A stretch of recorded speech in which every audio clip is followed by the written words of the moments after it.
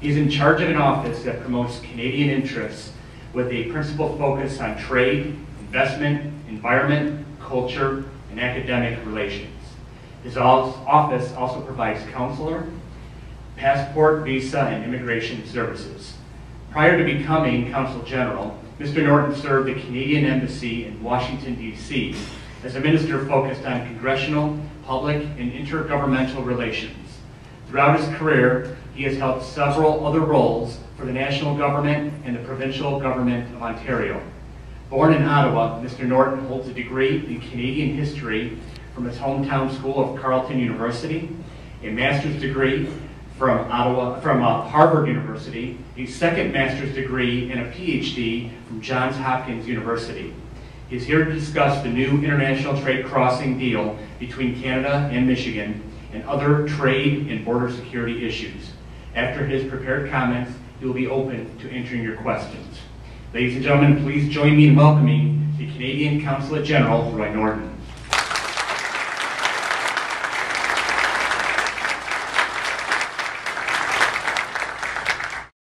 Thank you, Dan. It's a pleasure to be among so many real people.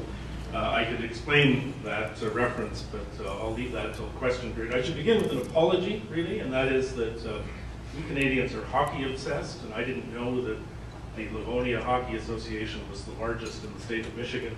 I should have been here on my first day on the job in August of 10 instead of waiting 2 years to do it.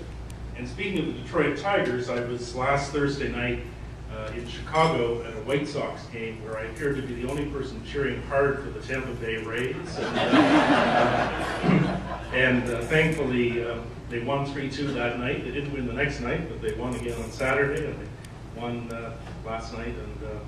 And I'm looking forward to attending some playoff games, maybe even more playoff games than I got to attend last year.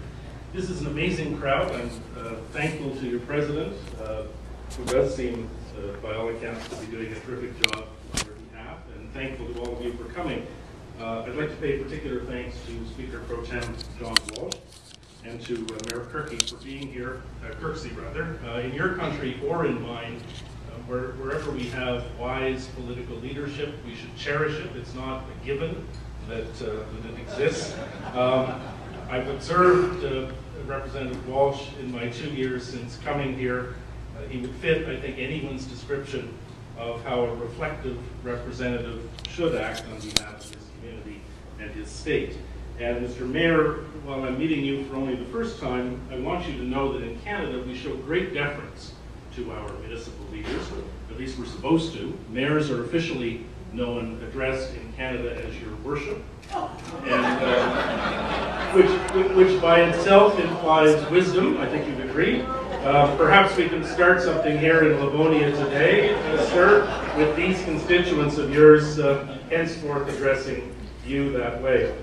Under the rubric of trade and security, I'd like to use most of my time with you to share in some detail the real facts about the new international trade crossing.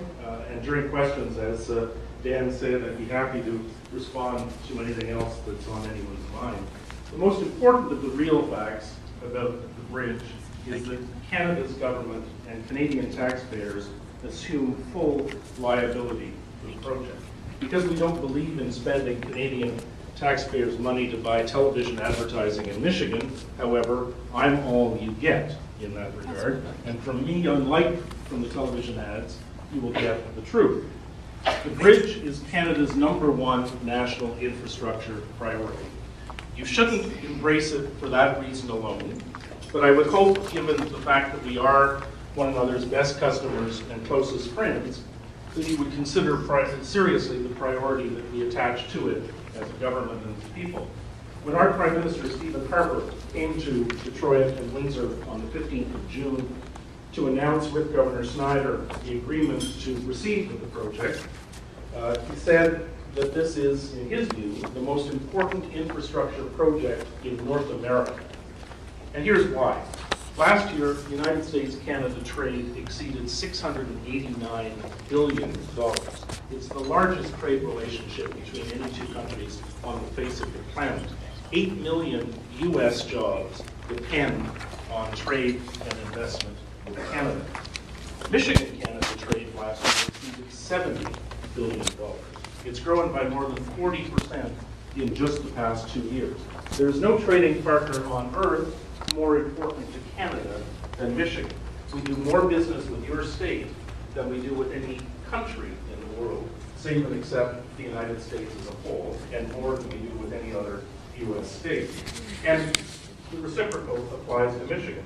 Half of everything your state sells to the world is bought in Canada. That includes about a fifth of everything grown or raised on Michigan farms.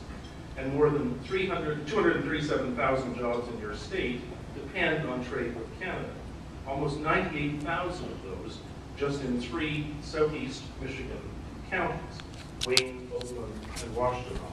Exports to Canada from 3 congressional districts, the 11th, the 14th, and the 9th, totaled $15.7 billion last year.